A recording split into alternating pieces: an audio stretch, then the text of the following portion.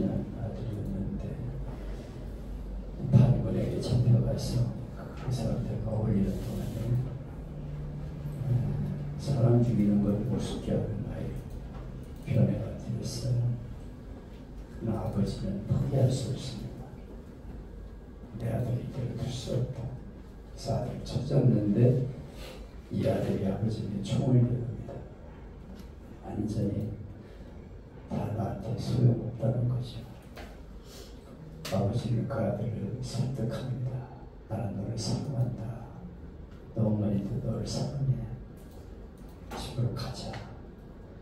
그래서 이 아이가 마음을 돌이키게 되어서 다시 아버지 품을 찾게 되고 두려움에 떠는 이 아이가 이제 사랑으로 변화되는 모습을 보여주는 영상인데요. 용서라는 그런 영상입니다.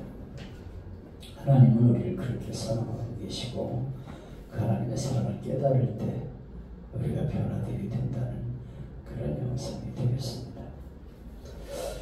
오늘은 아담과 하와가 선악과를 따먹고 무화과 나무 잎으로 치마를 만들어 입고 숨었을 때 장면을 보여주는 내용인데요. 가죽옷을 지어 입히시는 하나님이라는 제목으로 오늘 나누게 되겠습니다. 창세기에 아담과 하와가 입은 옷에 대한 이야기가 기록되어 있는데 아담과 하와가 죄를 짓고 나니 벌거벗은 모습을 발견하게 되었어요. 죄를 지으면 자기의 부끄러운 모습을 깨닫게 됩니다. 내가 해서는 안 될 행동을 하고 있구나 하는 걸 깨닫게 되죠. 그래서 그걸 감춰보려고 하죠. 무화과 나무 잎으로 가리려고 하는데 무화과로 가려지겠습니까? 금방 햇빛에 말라버리죠. 그래도 어떻게든지 감추고 숨기려는 마음을 갖는 게 죄인들의 행동인 것을 볼 수가 있어요. 그가 숨었을 때 동산에 하나님의 음성이 들려왔습니다. 아담아, 내가 어디 있느냐? 이 말씀은 감격적인 말씀이죠. 죄를 지은 아담이 하와가 하나님을 찾아야 되는데 하나님이 찾아오셨어요. 아담아, 내가 있느냐? 어디 있느냐? 하나님은 오늘 죄인인 우리를 향해 찾아오시는 하나님이십니다. 그리고 너 지금 어떤 상태에 있냐? 우리의 모습을 돌아보라고 말씀하고 계십니다. 우리가 이 자리에 와 있는 것은 하나님이 우리를 찾아오셨기 때문이에요. 하나님이 우리를 부르셨기 때문에 어떤 방법을 통해서 우리를 부르시기 때문에 이 자리에 오게 된 것임을 알아야 합니다. 왜 아담과 하와가 숨었으니까? 수치스러우니까. 오늘도 떳떳하면 두려움이 없고 창피할 것도 없죠. 근데 양심에 부끄러우면 벌거벗은 것이 발견되고 수치스럽고 두려워집니다. 임마누엘 칸트는 하늘에는 별이 있고 인간의 마음에는 양심이 있다. 양심은 하나님이 세우신 마음의 법정이다. 하늘에 별이 있고 인간의 마음에는 양심을 두셔서 스스로 안다는 거예요. 내가 잘못했다는 걸. 법정에 안 가도 알아요. 내가 어떤 잘못을 저질렀고 어떤 처지에 있는 것을 깨닫게 된다는 것입니다. 하나님은 우리에게 양심을 주셔서 내가 죄인 것을 깨닫고 이 죄 문제를 해결하기 위해서 하나님을 찾게 하셨어요. 하나님이 양심을 주셔서 하나님을 찾게 하신다. 이렇게 말씀하고 있습니다. 하나님께서는 아담과 하와가 벌거벗은 대로 살라고 내버려 두지 않으시고 짐승을 잡아서 가죽을 벗기고 가죽옷을 지어 입히셨죠. 그래서 제일 처음 가죽옷을 입은 사람이 아담과 하와입니다. 인간이 지어서 입는 옷은 벌거벗은 수치를 좀 피해보려는 노력입니다. 인간은 어떻게든지 내가 지은 죄를 감춰보려고 해요. 그래서 자기의 의의를 통해서 지은 죄를 어떻게 마무리해보려고도 하죠. 그래서 내가 지은 죄가 많지만 이제 바로 살면 괜찮았겠지. 그러고 그 죄를 갚아보려고 의롭게 살려고 막 겉모습을 꾸미기도 하고 그럽니다. 그러나 그게 감춰지질 않아요. 죄악을 덮을 수가 없어요. 갈라디아서 2장 19절에 보면 16절에 보면 사람이 의롭게 되는 것은 율법의 행위로 말미암음이 아니요 오직 예수 그리스도를 믿음으로 말미암는 줄 알므로 우리도 그리스도 예수를 믿나니 이는 우리가 율법의 행위로서가 아니고 그리스도를 믿음으로 의롭다함을 얻으려 함이라. 율법의 행위로서는 의롭다함을 얻을 육체가 없느니라. 내가 행위로 어떻게 의롭다함을 얻어보려고 아무리 발버둥을 쳐도 행위로는 의롭다함을 얻을 수 없다. 아무리 노력을 해도 여전히 죄 가운데 있어. 나는 틀렸구나. 이렇게 우리는 실망할 수밖에 없습니다. 어떤 사람이 목사님께 상담을 하면서 나는 죄를 너무 많이 지어서 교회 못 나갑니다. 나 같은 죄인이 어떻게 나갑니까? 내가 교회 나가면 교육 먹어요. 동네 사람 다 나 아는데 어떻게 살아오고 내가 어떻게 교회 나가겠습니까? 머리 들고 내가 죄를 좀 청산하구나 생각하겠습니다. 그때 목사님이 그를 보고 생각 잘못하셨습니다. 교회는 죄인들이 모이는 클럽입니다. 의인은 나올 필요가 없는 곳이죠. 세상은 의인 클럽입니다. 죄가 없다는 사람들은 교회를 안 나와요. 그러나 죄 있는 사람은 교회에 나옵니다. 왜냐하면 하나님이 내 죄를 용서해 주시기 때문에. 죄인을 용서하시고 의롭다는 옷을 입혀주는 것이 바로 교회입니다. 교회는 사람을 정죄하는 곳이 아닙니다. 이곳에 와서 우리는 용서와 사랑을 받고 변화가 되는 것입니다. 세상에는 변화시킬 힘이 없지만 교회는 하나님, 성령님이 계시기 때문에 성령님이 우리를 변화시켜주는 것입니다. 교회에 와서 죄인인 것을 고백하면 주님은 용서하시고 또 용서하시는 분이십니다. 이렇게 말해 주었습니다. 우리가 왜 예수를 믿습니까?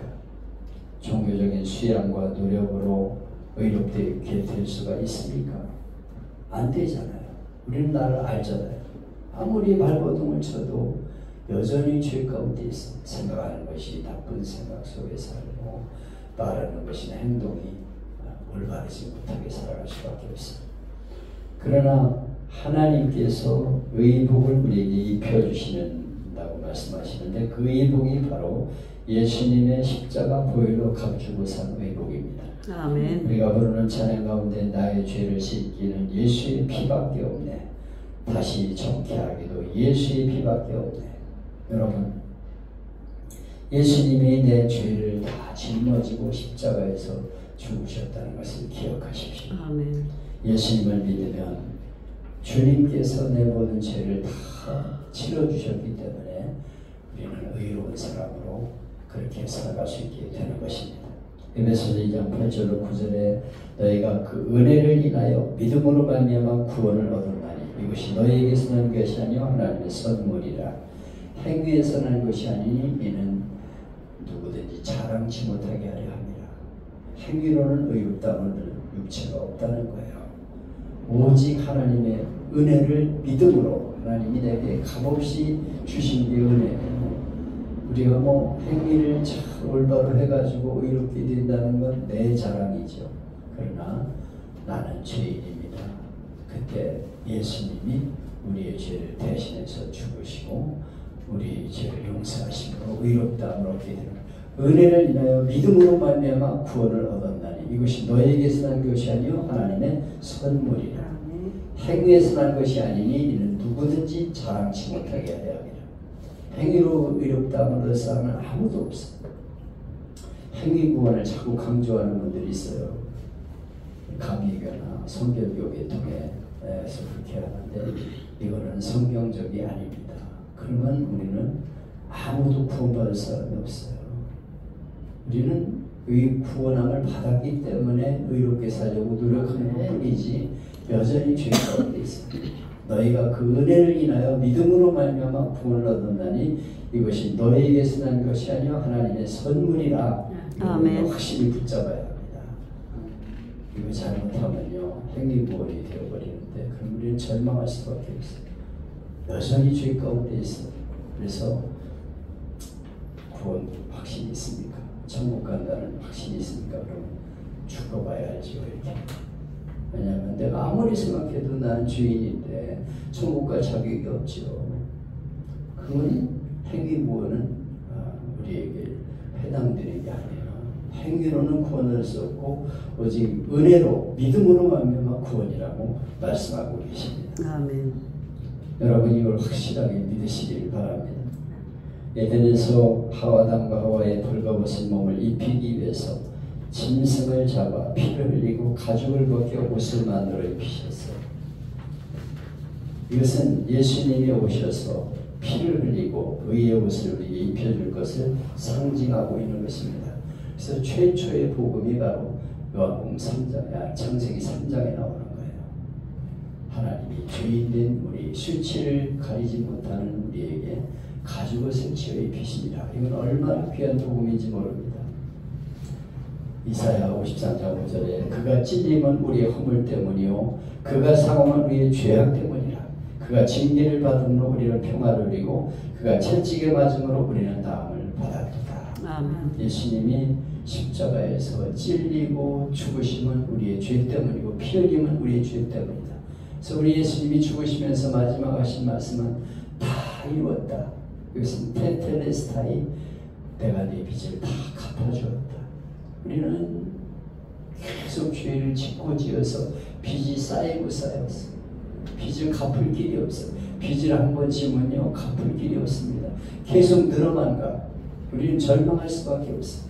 근데 예수님이 십자가에서 죽으심으로 내 모든 빚을 다 한꺼번에 갚아주셨어. 우리의 과거와 현재와 미래의 죄까지 갚아주셨어. 내가 다 이루었다. 내 빚을 다 갚아주었다. 바로 이 말씀 때문에 우리는 소망이 있게 되는 것입니다. 아멘. 누구든지 사람의 힘으로는 아무리 노력을 해도 안 돼요. 세상의 옷을 이걸 입고 저걸 입고 아무리 해도 무화과 나무잎처럼 하나님 앞에 이를 수 없는 부끄러운 죄인이지만 예수님을 믿으면 그 은혜로 값없이 하나님 앞에 설 수 있게 된다고 말씀하고 계십니다. 하나님 우리의 죄를 그냥 넘기지는 않아요. 지은 자에게 책임을 물으시죠. 뱀이 어떤 벌을 받습니까? 사탄은 뱀의 후손과 여인의 후손이 원수가 될 것이다.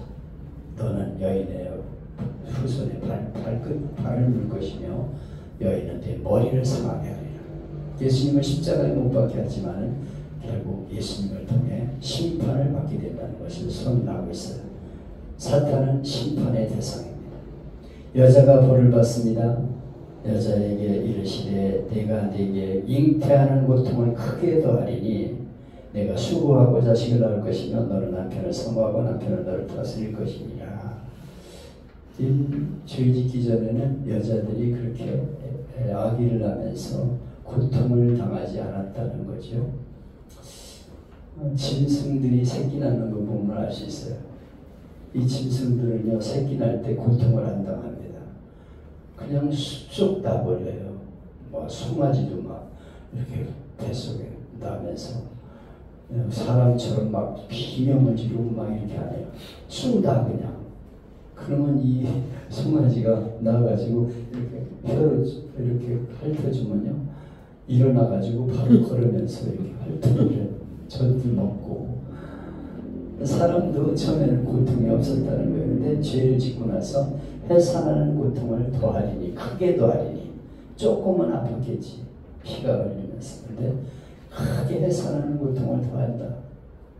여자들이 애기 낳을 적에 얼마나 고통스럽습니까? 막 비명을 지르면서 막 그냥 막 남편을 욕하기도 하는 사람이 있대. 야 이 자식아 뭐 너 때문에 이러면서 얼마나 힘들면 그러겠어. 해산의 고통은 어마어마한 거예요. 바로 그때 왜 이렇게 내가 고통을 당해야 되느냐. 우리 하와 우리 조상이 죄를 지었기 때문이라는 것을 알게 하신 거죠. 그리고 두 번째는 뭐냐면 남편으로 인하여 고통을 당한다는 거예요. 너는 남편을 사모하고 남편은 너를 다스릴 것이니라.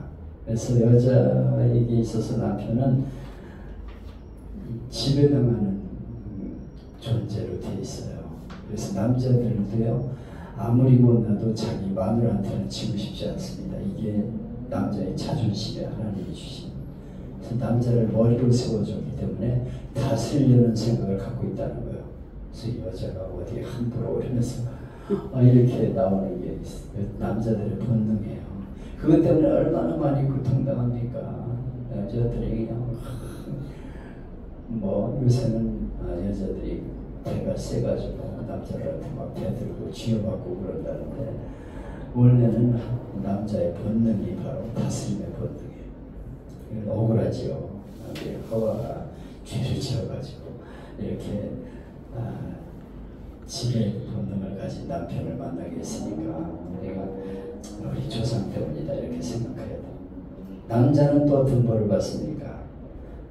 여기 보면 너 땅은 너로 인하여 저주를 받고 너는 정신토록 수고하여 수산을 먹으리라. 땅이 저주를 받았어.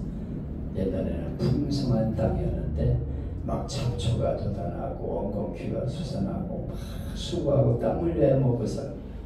이거는 남자들이 가정에 책임을 지고서 가정을 이끌어갈 그런 책임을 갖고 있는 것을 말하고 있어요. 얼마나 남자들이 수고가 많습니까? 직장 나와가지고 안 입고 오는 일도 많이 겪고 상사한테 참 저거 진짜 내가 어떤 때는 쥐어받고 싶기도 하죠. 그렇지만 어떡하겠어. 이 남자들이 겪는 고통인데 이게 다 하나님 앞에 죄를 지은 때문에 이것을 말씀하고 있습니다.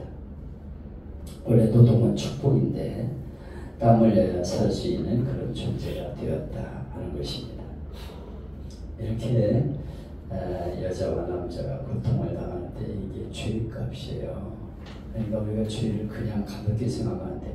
하나님께 벌을 받는다는 걸 기억해야 돼. 내가 죄를 지으면 대가를 치러야 된다 하는 생각을 우리가 가져야 합니다. 근데 하나님은 이렇게 인간을 저주로 끝내지 않으셨어요. 여호와 하나님이 아담과 아내를 위하여 가죽옷을 지어 입히시니라. 양과 소가 피를 흘림으로 인간의 죄를 대신하는 제사제도가 시작이 되었어요. 그리고 갈보리 언덕에서 예수님이 십자가를 지심으로 영원한 속죄를 주셨다고 말씀하고 있습니다. 이것이 바로 하나님의 사랑과 은혜요 복음입니다. 아멘. 갈라디아서 3장 27절에 보면 누구든지 그리스도 앞하여 세례를 받은 자는 그리스도로 옷을 입었느니라. 예수님을 믿고 세례를 받은 자는 예수님의 옷을 입었다고 말씀하고 있습니다. 그리스도의 옷, 예수님이 죽으심으로 우리를 새롭게 하는 옷을 입었다고 말씀하고 있습니다. 그러니까 우리 교사님들 빨리 세례를 받아야 됩니다. 그거 우리 이시연 집사하고 같이 시간을 짜서 책을 가지고 이 한번 읽어보면 돼. 그래서 설명만 해주면 되는 거니까 거기 다 맞춰지면 언제든지 얘기해요. 그러면 세례를 받아야 되니까. 우리 교회에서 몇 명이 세례를 받은 적이 있는데 한동안 지금 세례 못 나왔는데 이번에 또 하나 받아야 돼요. 그래서 누구든지 예수님을 믿고 세례받은 자는 그리스도 옷 입었느니라. 가죽옷을 지어 입히시는 새롭게 되는 은혜가 임할 것을 말씀하고 있습니다. 아멘. 여러분 모두가 예수님께 나와야 합니다. 그리고 지어주시는 새 옷을 입어야 합니다. 무화과나무 같은 수치를 가리지 못하는 헌옷을 벗고 하나님 주시는 은혜의 옷, 십자가의 옷, 깨끗한 옷을 입기를 축복합니다. 아멘. 그리고 부끄러운 죄를 어떻게든지 가려보려고 무화과 잎으로 가리는 우리의 가족과 친지와 이웃들에게 이 죄 문제가 이 세계의 가장 문제예요. 이걸 가려보려고 애를 쓰지만 안 돼요. 그들에게 복음을 전해서 예수님을 전해서 그들도 함께 은혜를 누리게 되는 우리 군갑지교회 식구들에게 축복합니다. 아멘. 내게 오라 찬양.